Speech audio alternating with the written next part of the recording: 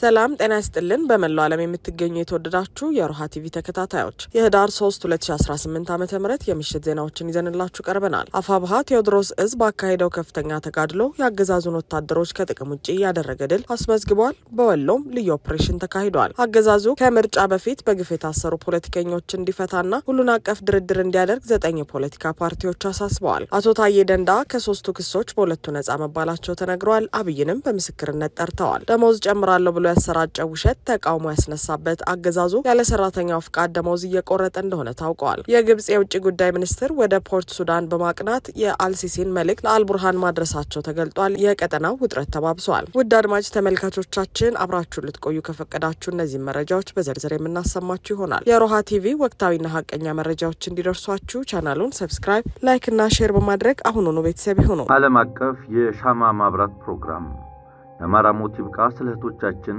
ስለ አባቶች፣ ስለ ምዕመናን ዝም አንልም በሚል በመጪው ህዳር 6 ቀን 2018 ዓ.ም ወይም ኖቬምበር 15 2025 ከ6 ፒኤም ጀምሮ ይከናወናል። ፕሮግራሙ ቨርቹዋሊ ወይም በኦንላይን የሚካሄድ ሲሆን በዋና የሚዲያ ቻናሎች በቀጥታ ይካሄዳል። በአማራ ማህበራት ህብረት ሰሜን አሜሪካ ፋናና ከአማራ ሚዲያ ካውንስል ጋር በተዘጋጀው በዚህ ፕሮግራም ላይ እንዲሳተፉ ጥሪ ቀርቦልዎታል።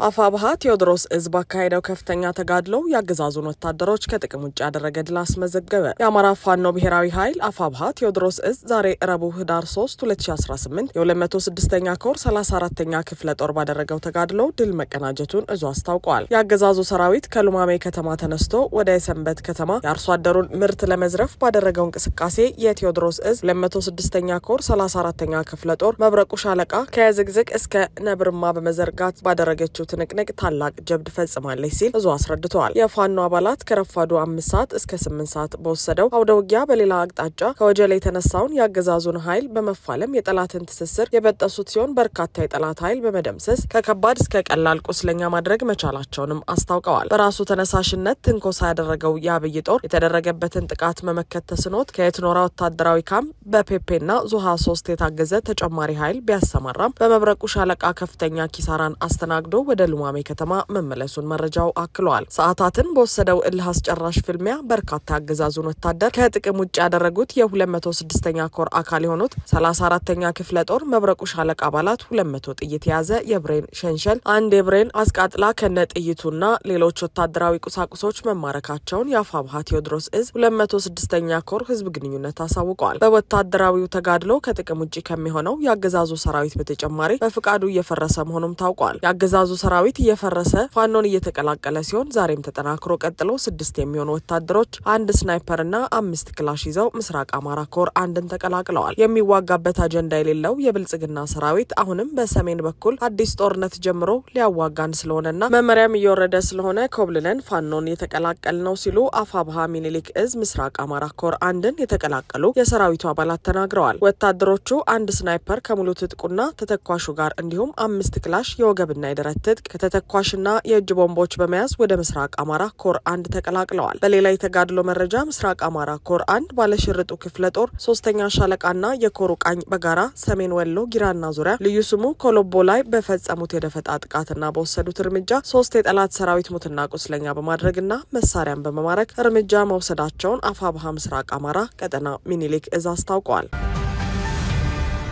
አገዛዙ ከምርጫ በፊት በግፍ የታሰሩ ፖለቲከኞችን እንዲፈታና ሁሉን አቀፍ ድርድር እንዲያደርግ 9 ፖለቲካ ፓርቲዎች አሳሰቡ። ስለመጪው ምርጫ ሂደትም ሆነ የጊዜ ሰሌዳን የተመለከተ ውይይት ከመደረጉ አስቀድሞ አገዛዙ በ7 መሰረታዊ ቅድመ ሁኔታዎች ላይ አፋጣኝና ተጨባጭ እርምጃዎችን እንዲወስድ 9 የተቃዋሚ የፖለቲካ ፓርቲዎች እና 1 የፓርቲዎች ስብስብ አሳስበዋል። 9 ፓርቲዎችና የኢትዮጵያ ፖለቲካ ፓርቲዎች አንድነት መድረክ የተሰኘው የፓርቲዎች ስብስብ ጥሪውን ያቀረቡት በኢትዮጵያ ነጻና ፍትሃዊ ምርጫን ለማካሄድ የሚያስችሉ ሁኔታዎችን መፍጠርን በተመለከተ ዛሬ ረቡዕ ህዳር 3 2018 በጋራ ባወጡት መግለጫ እንደሆነ ታውቋል። 9 ፓርቲዎች በመግለጫቸው የ2018 ዓ.ም ጠቅላላ ምርጫ ባለፈው ጊዜያት ከተካሄዱት የተለየና አስተማማኝ ሰላም ለመገንባት የሚያስችል እንዲሆን ምቹ ሁኔታ መፍጠር አማራጭ ሳይሆን ቅድመ ሁኔታ መሆኑን አጽንኦት ሰጥተዋል። ተቃዋሚ ፓርቲዎቹ ለዲሞክራሲያዊ ምርጫ መካሄድ ወሳኝ ናቸው በሚል በቅድመ ሁኔታነት እንዲሟሉ ከጠየቋቸው ጉዳዮች ውስጥ በቀዳሚነት ያስቀመጡት ሁሉን አቀፍ የፖለቲካ ድርድር ነው። መንግስት ከሁሉም ተቃዋሚ ፓርቲዎች ጋር በእውነተኛ የዲሞክራሲያዊ ሽግግር የጋራ ፍኖተ ካርታ ላይ ለመስማማት የሚያስችል አፋጣኝና ሁሉን አቀፍ ፖለቲካዊ ውይይት መጀመር አለበት ሲሉ ፓርቲዎቹ በመግለጫቸው ላይ አቋማቸውን አስታውቀዋል። መጪው ምርጫ ከመካሄዱ በፊት በስደትና በትጥቅ ትግል የሚያገኙትን ጨምሮ በሁሉም የፖለቲካ ኃይሎችና ባለድርሻ አካላት መካከል ሁሉን አቀፍ ውይይት በማድረግ ብሔራዊ መግባባት መፍጠርና እርቅ ማውረድ አስፈላጊ መሆኑንም ፓርቲዎቹ በመግለጫቸው ላይ አስፍረዋል። ፓርቲዎቹ በዚሁ መግለጫቸው በግፍ ታስረው የሚገኙ ያሏቸው የፖለቲካ ፓርቲ አመራሮች አባላትና የፖለቲከኛ እስሮችን መንግስት ያለምንም ቅድመ ሁኔታ በአፋጣኝ መልቀቅ እንዳለበትም አሳስበዋል። በተቃዋሚዎች ላይ ይደርሳል ያሉት ማዋከብና ማስፈራራት ሙሉ በሙሉ መቆም እንዳለበትም ፓርቲዎቹ በመግለጫቸው አመልክተዋል። የፖለቲካ ፓርቲዎቹ በመላ ሀገሪቱ የሚገኙና በህገወጥ መንገድ ተዘግተዋል ያሏቸውን በመቶዎች የሚቆጠሩ የተቃዋሚ ፓርቲዎች ቢሮዎች እንዲከፍቱም ጠይቀዋል። አሁን ባለው ሁኔታ አብዛኛዎቹ የፓርቲ አመራሮችና አባላት በስር ላይ በሚገኙበትና ቢሮዎቻቸው በተዘጉበት ሁኔታ በምርጫ መሳተፍ እጅግ ፈታኝ ብቻ ሳይሆን ከአጃቢነት ያለፈ ፋይዳ አይኖረውምና መስተካከል እንዳለበት ይታመናል ሲሉ ፓርቲዎቹ በመግለጫው አስፍረዋል። የግጭቶች መቆምና የጸጥታ ዋስትና ሌላው በፓርቲዎቹ በቅድመ ሁኔታነት የተቀመጠ ጉዳይ ነው። በኦሮሚያ፣ በአማራ፣ በትግራይ፣ በአፋርና በሌሎች የሀገሪቱ ክልሎች እየተካሄዱ ያሉ አውዳሚ ጦርነቶችና ግጭቶች እየተስፋፉና እየከፉ ነው ሲሉ በመግለጫቸው ያመለከቱት ፓርቲዎቹ ይህ እውነታ በአፋጣኝ በቋሚነትና በሚረጋገጥ መልኩ መቆም አለበት ብለዋል። 9 የፖለቲካ ፓርቲዎች ምርጫ ቦርድን ጨምሮ በቁልፍ የዲሞክራሲ ተቋማትና ህጎች ላይ ማሻሻያዎች እንዲደረጉ፣ የመንግስት መዋቅሮች ገለልተኝነት እንዲረጋገጥ፣ የፕሬስ ነጻነት እንዲከበር እንዲሁም የሀገር ውስጥና ዓለም አቀፍ የምርጫ ታዛቢዎች በሂደቱ እንዲሳተፉ አስፈላጊ ሁኔታዎች እንዲሟሉ በመግለጫቸው ጠይቀዋል። እነዚህ ሁኔታዎች ሳይሟሉ የሚደረግ ማንኛውም ምርጫ የህዝብን ፍላጎት ከመግለጽ ይልቅ የይስሙላ ዲሞክራሲ ማሳያ እንደሚሆን እናምናለን ሲሉ ፓርቲዎቹ በመግለጫቸው አቋማቸውን ግልጽ አድርገዋል። ፓርቲዎቹ ኢሃፓ፣ ባልደራስ፣ ኦነግ፣ ኦፌኮ፣ አረና ትግራይ፣ ኦብን፣ ኢሶዴፓ እንዲሁም የመላው ሲዳማ ህዝባዊ ዲሞክራሲ አንድነት ፓርቲ መሆናቸውን ተመልክተናል።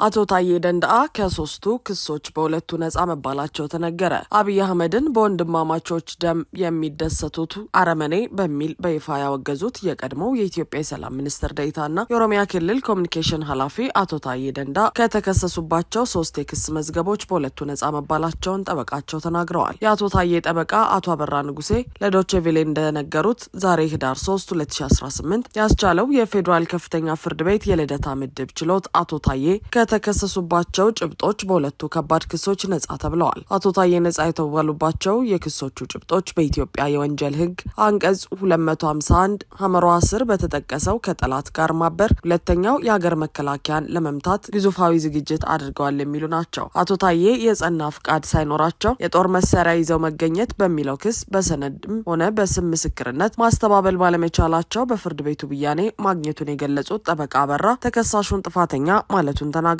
አቶ ታዬ ደንደአ ከተከሰሱባቸው የወንጀል ክሶች በዋና ዋናዎቹ የሰነድና የተንቀሳቃሽ ምስል ማስረጃዎች በበቂ ሁኔታ በመከላከላቸው ነጻ መባላቸውን የገለጹት ጠበቃው ጥፋተኛ በተባሉበት ክስ የቅጣት አስተያየት ለመስማት ፍርድ ቤቱ ለህዳር 15 2018 ቀጠሮ መስጠቱን ገልጿል። አቶ ታዬ ደንደአ አብይ አህመድና አዳነች አቤቤን ጨምሮ በተከላካይ ምስክርነት እንዲቀርቡላቸው ጠይቀው እንደነበር ጠበቃ አበራ ጠቅሰው ነገር ግን ፍርድ ቤቱ ምስክሮቹ አላግባብ ሳይሰሙ እንዲታለፉ ማድረጉ አቶ ታዬ ጥፋተኛ እንዲባሉ አድርጓቸዋል ሲሉ ወቅሰዋል። በዚህም ተከሳሹ ጥፋተኛ በተባሉበት የወንጀል ጭብጥ ይግባኝ እንደሚጠይቁም ጠበቃ አበራ ተናግሯል ሲል ዘገባው አክሏል።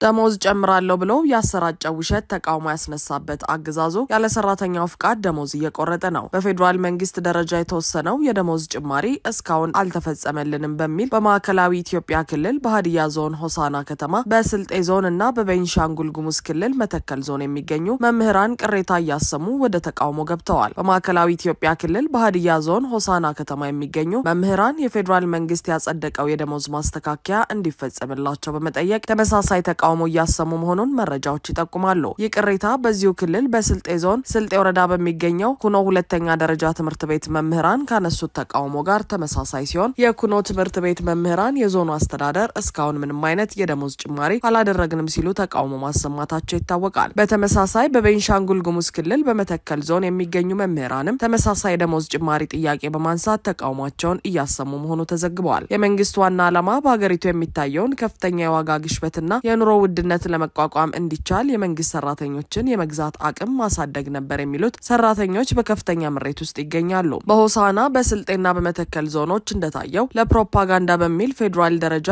የሚወሰኑ ውሳኔዎች ወደ ክልል ዞንና ወረዳ ወርደው ተግባራዊ ሲሆኑ ያፈጻጸም መዘግየት ወይም የበጀት ክፍተት ሲያጋጥም እንደነዚህ ያሉ ተቃውሞች የሚቀሰቀሱ ሲሆን ከሰሞኑም በከፍተኛ ሁኔታ ተባብሰዋል። ቅሬታው በሶስት የተለያዩ ዞኖች መከሰቱ ችግሩ በአንድ አካባቢ ብቻ የተወሰነ ሳይሆን የውሳኔ አፈጻጸም ክፍተት በስፋት ሊኖር እንደሚችል አመላካች ሆኗል። መምህራኑ ከፍተኛ የኑሮ ውድነት ባለበት ወቅት የተፈቀደላቸው ጭማሪ እንኳን አለመፈጸሙ ለተቃውሞ እንደዳረጋቸው ተመላክቷል። ይህ ባለበት ሁኔታ ደግሞ አገዛዙ ከሰራተኞች አስገዳጅ የደሞዝ መቁረጥ ማካሄዱ ሌላን ቁጣ ቀስቅሷል። ኦሮሚያ ክልል ምዕራብ ጉጂ ዞን ዱግዳ ዳዋ ወረዳ ከሁለት ሳምንታት በፊት የወረዳው አስተዳዳሪዎች የብልጽግናን ህንጻ ማሰሪያ በሚል ሁሉም የወረዳው የመንግስት ሰራተኞች ከደሞዛቸው 50% እንዲቆረጥ ብለው ቢያወያዩም ሰራተኞች ግን በፍጹም አይሆንም ብለው ስብሰባው ያለ ስምምነት ተበትኗል። ሰራተኛው ላለፉት በርካታ ጊዜያት የተለያዩ ሰበቦችን እያሳበባችሁ ደሞዛችንን ካለ ፈቃዳችን ስትቆርጡ ነበር፣ ደሞዛችንን ቆራርጣችሁ ጥቁር ውሃ ከተማና በተለያዩ ቦታዎች ለራሳችሁ ቤት ስትገዙበት ነበር፣ ስለዚህ አንድ ሳንቲም ከደሞዛችን እንዲቆረጥ አንፈቅድም ብለው ተከራክረዋል። ነገር ግን አሁን ላይ ሁሉም ሰራተኛ 50% እስካልፈረመ ድረስ የጥቅምት ወር ደሞዝ ለማንም እንዳይከፈል ብለው ለወረዳው የፋይናንስ ቢሮ ትዕዛዝ አስተላልፈው ደሞዛችን ታግዶ ነው ያለው ሲሉ የወረዳው መንግስት ሰራተኞች ቅሬታቸውን አቅርበዋል። የግብጽ የውጭ ጉዳይ ሚኒስትር ወደ ፖርት ሱዳን በማቅናት የአልሲሲን መልእክት ለአልቡርሃን ማድረሳቸው ተገለጸ። የግብጽ የውጭ ጉዳይ ሚኒስትር ባድር አብደላቲ ትናንት ህዳር 2 2018 ዓ.ም በፖርት ሱዳን ከፕሬዝዳንት አልሲሲ የተላከ መልእክት ለሱዳን የሽግግር ሉዓላዊ ምክር ቤት ሊቀመንበር ጀነራል አብዱል ፈታህ አልቡርሃን ማድረሳቸው ተገልጿል። ሚኒስትሩ በፖርት ሱዳን ቆይታቸው ከአልቡርሃንና ከሱዳኑ አቻቸው ሙሂልዲን ሳሌም ጋር መምከራቸውም ተጠቁመዋል። በሱዳን ያለው ወቅታዊ ሁኔታና ከናይል ወንዝ ትብብር ጋር የተያዙ ጉዳዮችን እንደተወያዩ ከግብጽ የመንግስት መረጃ አገልግሎት ያገኘነው መረጃ ያሳያል። ከፕሬዝዳንት አብዱል ፈታህ አልሲሲ ለአልቡርሃን የተላከው መልእክት የካይሮን ከሱዳን ጎን መቆምና ለሱዳን አንድነት መረጋጋትና ሉዓላዊነት ያላትን ድጋፍ የሚያረጋግጥ ነው ሲል ገልጿል። የግብጽ የውጭ ጉዳይ ሚኒስትር ባወጣው መግለጫ መሰረት ሁለቱ ወገኖች በሱዳን ስላሉት የቅርብ ጊዜ ለውጦች ተወያይተዋል። እንዲሁም የሱዳንን ግዛት አንድነትና ብሔራዊ ተቋማት የመጠበቅን አስፈላጊነት አጽንኦት ሰጥተዋል። ላቲ የግብጽ አቋም የመጣው ከፕሬዝዳንት አልሲሲ መመሪያዎች መሆኑንና በሁለቱ ሀገራት መካከል ካለው ታሪካዊና ወንድማዊ ግንኙነት የመነጨ ነው ሲሉ መናገራቸውም ተካቷል። በናይል ተፋሰስ ዙሪያ በተወያዩበት ወቅት የሀገራቱ የውሃ ደህንነትና ትብብር ላይም ትኩረት ማድረጋቸውን መረጃው ጠቁመዋል። ሁለቱም ወገኖች የናይል ተፋሰስ ሀገራት እንደመሆናቸው ያላቸውን የተባበረ አቋም በድጋሚ ገልጸዋል ያለው መረጃው ይህም የጋራ የውሃ ሀብቶችን አጠቃቀም በሚመለከት ዓለም አቀፍ ህግጋትን ሙሉ በሙሉ ማክበርና በናይል ወንዝ ላይ የተናጠለ እርምጃዎችን መቃወም አስፈላጊ መሆኑን አጽንኦት ሰጥተዋል ብለዋል። ጀነራል አልቡርሃን የግብጽን ቀጣይነት ያለው ድጋፍ በማድነቅ ለፕሬዝዳንት ሲሲ ምስጋናቸውን አቅርበዋል ያለው መረጃው እንዲሁም ግብጽ በዘላቂው ቀውስ ወቅት ለሱዳን የምታደርገውን ቅንና ወጥነት ያለው ድጋፍ እንድትቀጥል ሲሉ ማሳሰባቸውንም አመላክቷል። አድማጭ ተመልካቾቻችን የሰዓቱ የሮሃ ቲቪ ዜናዎች የተከታተላችኋቸውን ይመስሉ ነበር። አብራችሁን ስለነበራችሁ ከልብ እናመሰግናለን። ሰላም።